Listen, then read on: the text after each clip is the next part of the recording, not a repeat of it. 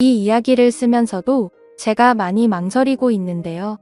제 이야기를 들으신 분들이 저를 보고 세상 물정 모른다고 손가락질을 할까봐 두려움이 앞서기 때문입니다. 그래도 혹시나 저와 같은 분들이 계실까봐 같이 고민도 나누고 속에 응어리진 답답함을 풀어보고자 용기 내서 글을 적어봅니다. 그리고 다 들어보시고 난 후 제가 어떻게 결정을 하면 좋을지 이야기 좀 해주세요. 저는 올해 딱 60이 된 평범하지만 그렇다고 완전히 평범하지도 않은 여자입니다. 평범하다는 것이 우리 또래 여자들 삶이 다 그렇듯이 남편 내조 잘하고 자식들 잘 키우며 살았다는 뜻이고요. 평범하지 않았다는 것은 남들이 저를 보고 교수 사모님이라 불러줘서 그래도 대접을 받으면서 살았기 때문이에요. 다만 대접이라는 게 무슨 여왕님 대접을 받은 것은 아니고요. 그래도 무시는 안 당했다는 뜻이에요. 솔직히 드라마나 영화 보면 교수 사모님 하면 밍크코트에 고급 자동차 타고 다니면서 어깨에 힘을 주며 거들먹거릴 것 같지만 저는 태생부터 그런 것하고는 거리가 멀고요. 그냥 어디 가서 눈에 띄는 것을 싫어하는 성격이에요. 남편이 교수고 배운 게 많은 거지 제가 배운 것 많고 잘난 여자라는 생각은 한 번도 해본 적이 없어서 웬만하면 나서지 않는 스타일이었어요. 대신 교수 모임에 사모님 자격으로 따라가면 최대한 아는 척 고상한 척은 했습니다. 그만큼 남편 얼굴에 먹칠은 안 하려고 노력했다는 거예요. 대신 친해지면 호탕한 아줌마로 불렸습니다. 때론 억척스런 아줌마처럼 때론 드라마 보며 펑펑 우는 주책 맞은 언니처럼 살았으니까요. 그렇게 열심히 내조하며 살았더니 남편도 대학 내에서 인정받고 자자들에게 존경받는 교수로 불리고 아들 역시 삐뚤어지지 않고 열심히 공부해서 지금은 의수를 펼치는 의사로 지내고 있습니다. 이젠 내 할 일 다 했다는 생각 드니까 어느 날부터인가 삶이 좀 무료해지고 기운이 쭉쭉 빠지더군요. 그래서 왜 이럴까 물어보니 주변 사람들은 목표가 사라져서 그런 거야 라고 충고를 해주는 겁니다. 앞만 보고 달려와서 모든 걸 다 끝내고 나니까 더 이상 뭘 해야지 이러면서 기운이 쭉 빠진다는 거죠. 이럴 땐 목표를 하나 세우고 그걸 위해 다시 또 열심히 뛰면 괜찮아진다고 하길래 그래서 목표를 하나 세웠는데요. 아들 여자친구에게 선물을 해주는 거였어요. 저희 아들이 결혼을 염두에 두고 같은 병원에서 만나는 간호사 여자친구가 있거든요. 솔직히 주변에선 의사 아들을 왜 간호사랑 만나게 가만두냐고 말렸지만 저는 생각이 달랐어요. 아들이 좋아하는 여자면 됐지 굳이 여자친구의 신분이나 직업은 문제될 게 없다고 생각했거든요. 그리고 여자친구를 만났을 때 어찌나 참하고 고운지 나중에 선물을 하나 해주고 싶었는데 이참에 목표가 제대로 생긴 거였죠. 아들 여자친구가 처음 우리 집에 인사를 왔을 때가 기억나네요. 말씀드렸다시피 제가 조용하지만 친해지면 좀 주책맞은 아줌마 성격이거든요. 그래서 아들의 여자친구가 오자마자 친해지려고 들이댔어요. 그래서 아들 여자친구에게 며느리라고 불러줄까요? 이렇게 말했습니다. 대부분 어른이 이렇게 이야기하면 당황할 만도 한데 그 아이는 활짝 웃으면서 제 팔짱을 끼고 내 어머니 이러더군요.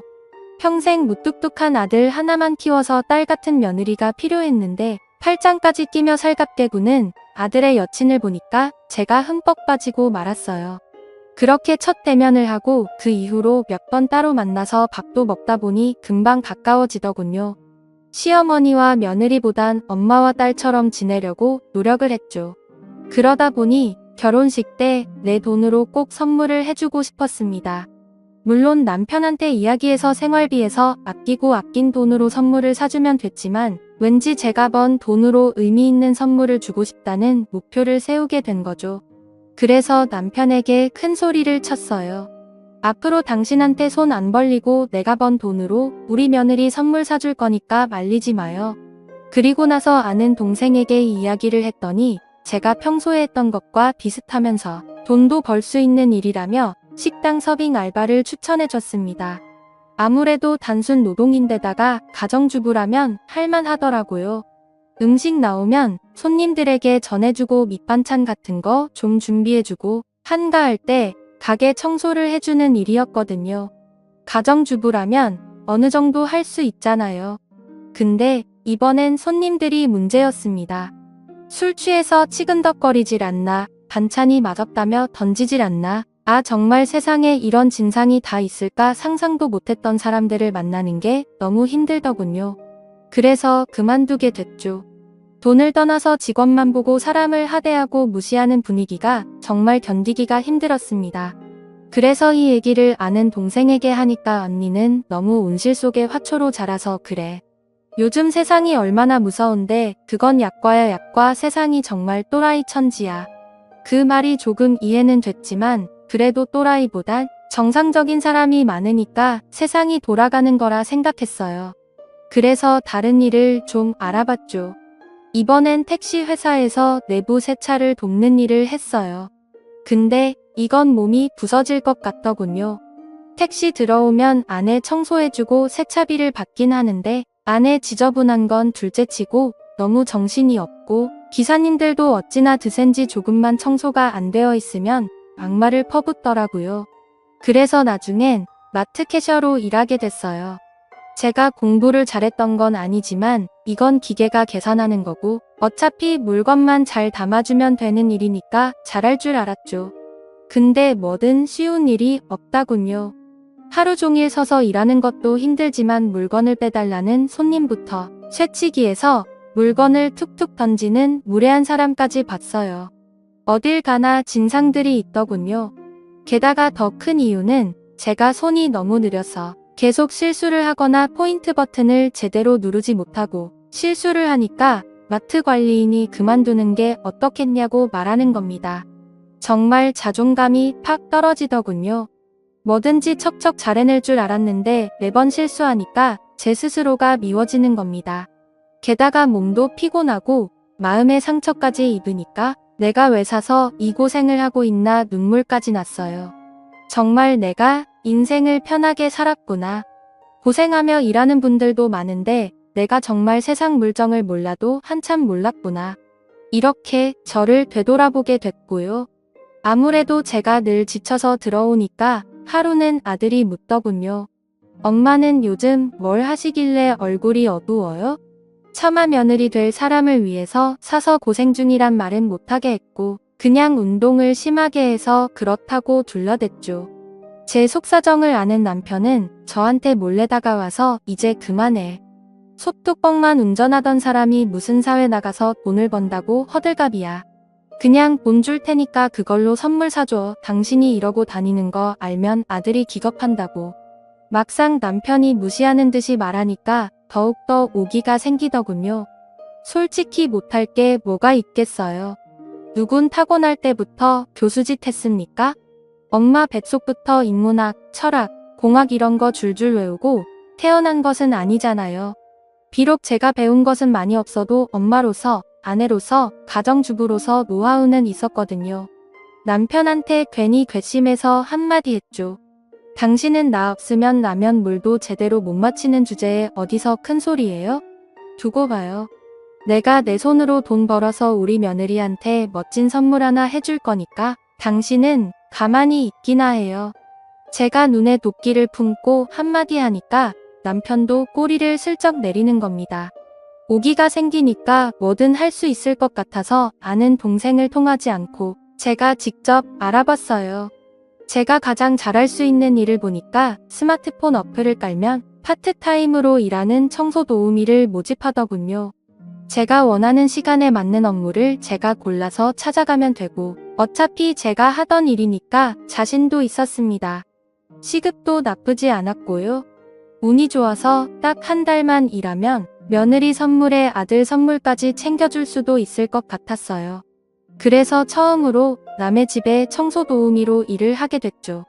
처음 간 집은 아이만 여럿인 집이었는데 그냥 청소 좀 해주고 조금 남는 시간에 밥 좀 해주고 아들 어릴 적 보는 것 같아서 놀아주고 우리 집이라고 생각해서 더욱더 꼼꼼히 챙겨줬더니 집주인이 굉장히 만족해하는 겁니다.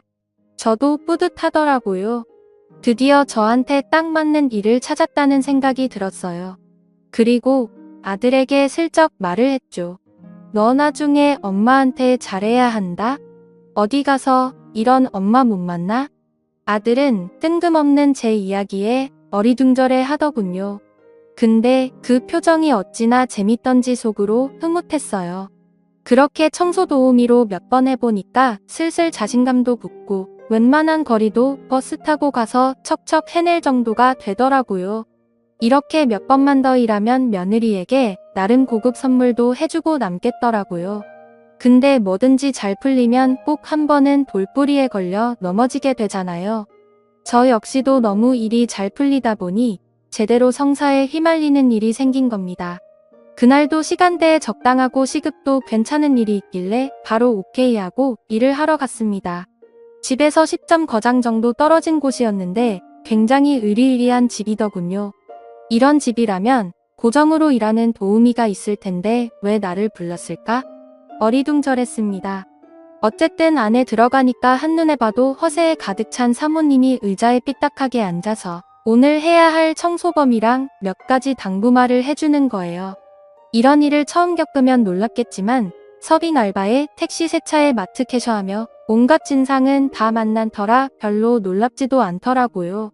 그냥 열심히 하겠다고 인사를 하고 지정해준 곳만 일을 하면 되겠다 해서 평상시처럼 한눈 안 팔고 열심히 일을 했습니다.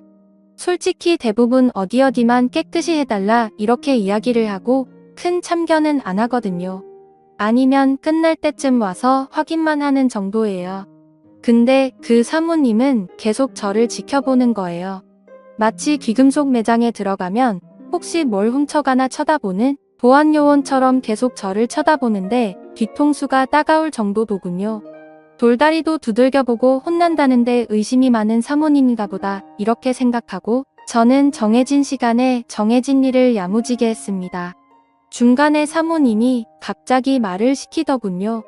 원래 우리 집에서 일하는 아주머니 한 분이 계시는데 하필 중요한 날인데 몸이 아프다고 해서 아주머니를 부른 거예요. 그러니까 혹시 오늘 일을 잘해주시면 제가 또 부를 수도 있으니까 잘 좀 부탁해요. 묻지도 않았는데 갑자기 자기 이야기를 꺼내서 그냥 내내 이러고 말았죠.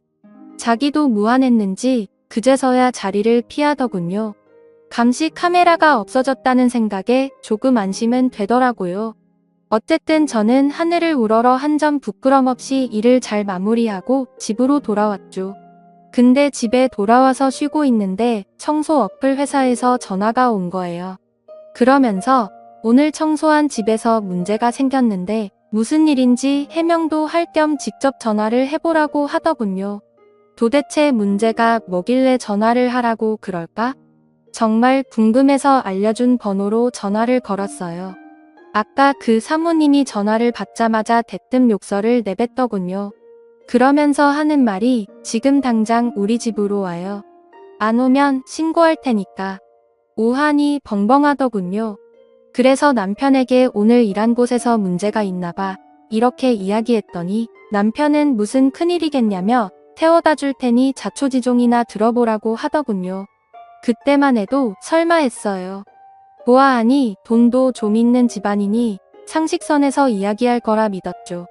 그렇게 남편은 차로 저를 데려다 줬고 차 안에서 기다릴 테니 다녀오라고 하더군요. 그래서 저는 아무 생각도 없이 그 집 안으로 들어갔어요. 근데 사모님이 저를 보자마자 뺨을 후려치는 겁니다. 너무 어이가 없더군요. 지금까지 진상이란 진상은 다 만난 줄 알았는데 이런 개진상은 처음이었어요. 제 뺨을 때리자마자 하는 말이 화장실 위에 있던 금팔찌 어딨어 당신이 가져갔지? 이러는 거예요. 정말 어이가 없더군요. 보아하니 사모님, 아니 그 여자의 남편으로 보이는 남자는 팔짱을 끼고 저를 위아래로 훑어보고 있는 겁니다. 순간 금팔찌는 뭐고 내가 왜 이 꼴을 당해야 하는지 모르겠더군요. 그래서 저는 금팔찌는 본 적도 없고 내가 왜 이런 꼴을 당해야 하는지 모르겠다고 항의를 했습니다. 그랬더니 그 여자는 스마트폰에 금팔찌 사진을 보여주면서 이거 말이야. 이 금팔찌 내 이름이 정확히 적혀있는 금팔찌 이거 수제로 만든 거야. 근데 끝까지 잡아뗄 거야? 웬만하면 직접 사과하면 끝내려고 했더니만 정말 막장이구만. 아줌마, 경찰 부를 테니까 경찰서 가서 그렇게 계속 모르는 척 해봐. 순간 너무 무서우니까 머리가 혼란해지더군요. 내가 금팔찌를 본 것 같기도 하고 그걸 치웠던 것 같기도 하고 계속 뒤죽박죽하기 시작했어요. 저는 훔치지 않았고 제가 훔칠 사람이 아니라고 계속 항변했지만 그 여자는 제 팔을 잡아 끌며 오늘 집에 온 사람은 당신밖에 없는데 금팔찌에 다리가 달렸어? 왜 사라졌는데? 말을 해보라고. 게다가 그 여자 남편까지 합세해서 저를 몰아세우니까 저도 모르게 그 자리에서 펑펑 울게 됐습니다. 그 여자는 금팔찌 값을 내놓으면 없던 일로 해줄 테니까 빨리 돈을 내놓으라는 겁니다. 그래서 얼마냐고 했더니 제가 일하면서 모은 돈의 비상금으로 꽁꽁 숨겨둔 돈까지 탈탈 모아야 살 수 있는 액수더군요. 정말 어떻게 모은 돈인데 이렇게 뺏겨야 하나 생각이 들어서 경찰서로 갈까도 생각했지만 제가 정말 온실 속에 화초처럼 바보같이 자란 터라 경찰서 간다는 말에 저도 모르게 그 돈을 주고 집에서 나와버렸습니다. 아마 이쯤에서 저보고 바보 같은 여자라고 말씀하시는 분들 많을 거예요. 맞아요. 정말 바보 같았죠. 근데 정말 그 순간은 무서웠고 그냥 그 순간을 벗어나고 싶다는 생각뿐이었습니다. 그렇게 즉석에서 돈을 이체해주고 나서야 그 여자 집에서 나왔습니다. 차 안에서 기다리던 남편은 무슨 일이냐고 묻는데 차마 도둑으로 몰렸다고 이야기는 못하고 집안 청소 문제 때문에 클레임 들어와서 해명만 했다고 둘러댔죠. 그 말에 남편은 화가 났는지 누굴 무시해도 유분수지. 그래도 명색이 교수 사모님인데 이것들이 누굴 오라가라 하고 난리야? 그때 제가 교수 사모가 무슨 대수냐고 남편에게 면박을 줬습니다. 어쨌든 지금 그런 게 중요한 게 아니었으니까요. 남편은 그냥 해프닝 정도만 생각하고 그 일은 금방 잊어버리더군요. 하지만 저는 계속 그 일이 마음에 걸려서 더 이상 일을 못하겠더라고요. 게다가 고생고생해서 모은 돈까지 다 써버렸으니 의욕도 완전히 사라졌습니다. 제가 늘 풀이 죽어 있으니까 아들이랑 아들 여자친구가 영문도 모르는 채 저를 위로해 준답시고 맛있는 것도 사주고 영화도 보여줬지만 계속 마음의 상처로 남는 거예요. 그리고 제가 정말 너무 순딩이 바보로 살았다는 걸 깨달았습니다. 그래도 시간이 약이라고. 어쨌든 그렇게 그 일도 잊혀져 가고 저도 어느 정도 마음을 가다듬을 무렵이었어요. 아들이 오더니 여자친구 부모님과 상견례 날짜를 잡으려고 하는데 언제가 좋을까요? 이러는 거예요.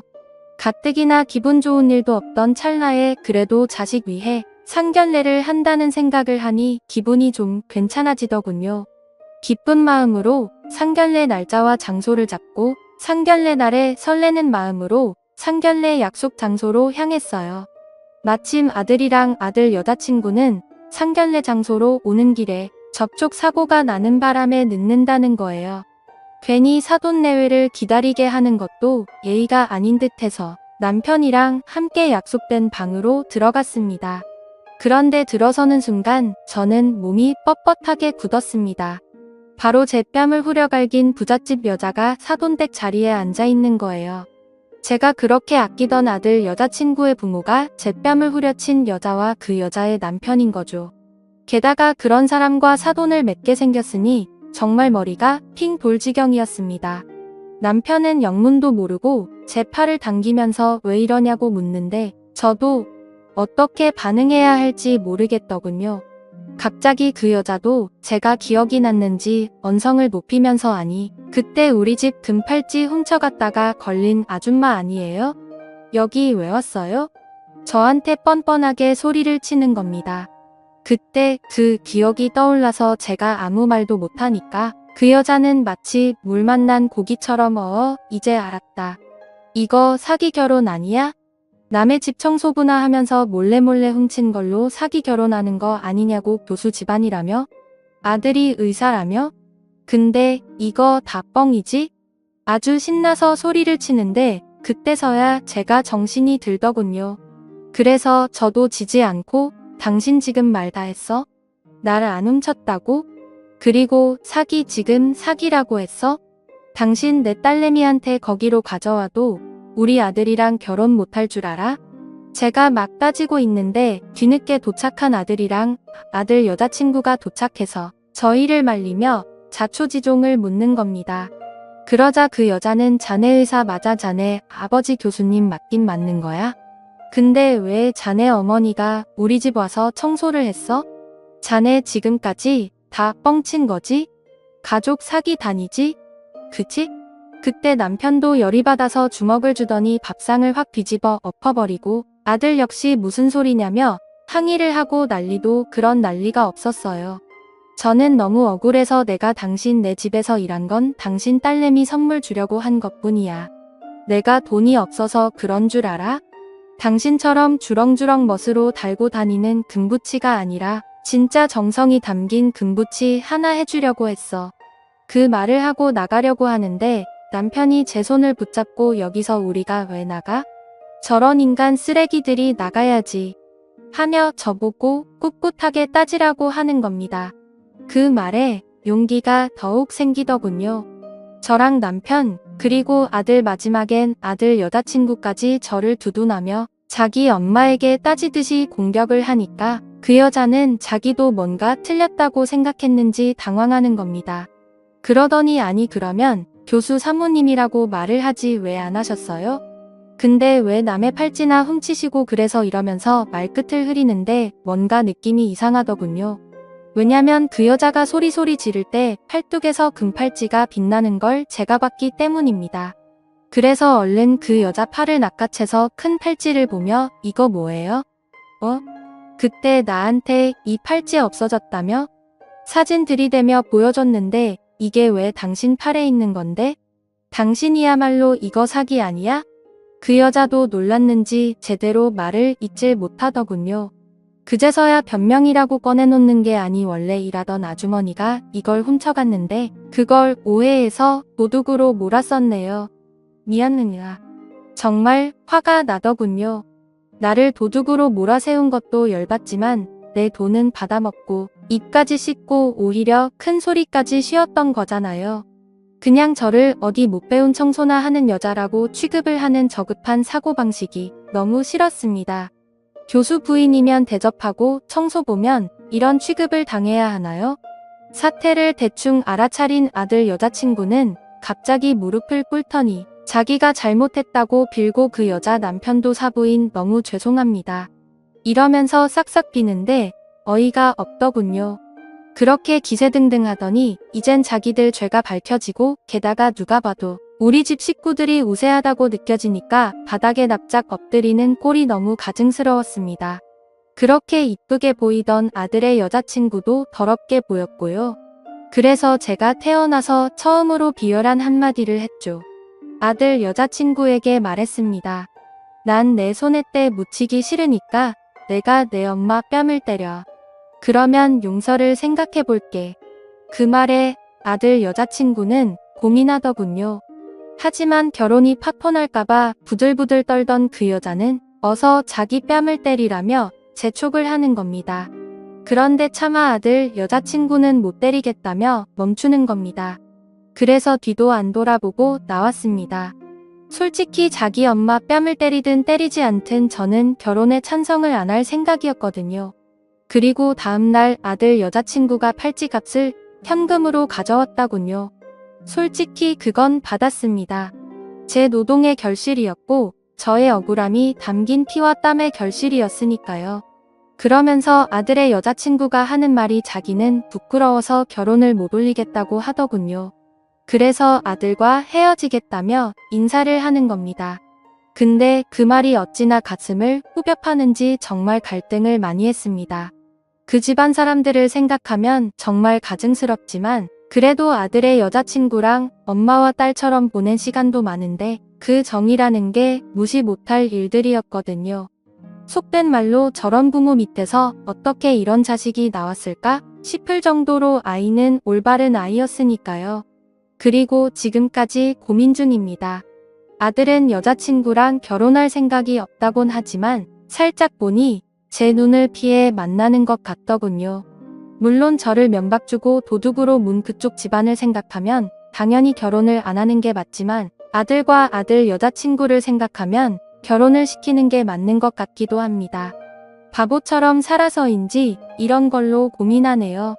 인생의 풍파를 겪어본 여러분들이라면 어떻게 하실 건가요? 저에게 지혜를 좀 빌려주세요. 그리고 제 글을 읽어주셔서 너무나 감사드려요.